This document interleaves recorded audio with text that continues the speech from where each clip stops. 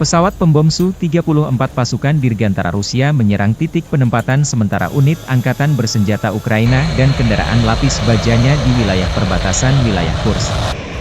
Serangan di malam hari. Video dipublikasikan 20 Agustus. Serangan terhadap sasaran-sasaran benteng musuh yang diintai dengan menggunakan bom udara modern dengan modul perencanaan dan koreksi universal. Setelah mendapat konfirmasi dari intelijen bahwa titik penempatan sementara dan kendaraan lapis baja Angkatan Bersenjata Ukraina telah dihancurkan, para kru kembali dengan selamat ke lapangan terbang keberangkatan, demikian keterangan video militer Rusia.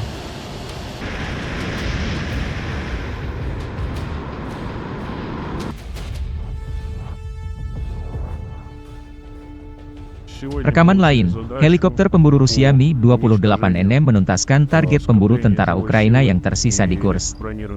Penerbangan kami menghancurkan musuh di tanah Kursk, tidak memberinya istirahat baik siang maupun malam, kata Vladimir pilot Mi-28NM.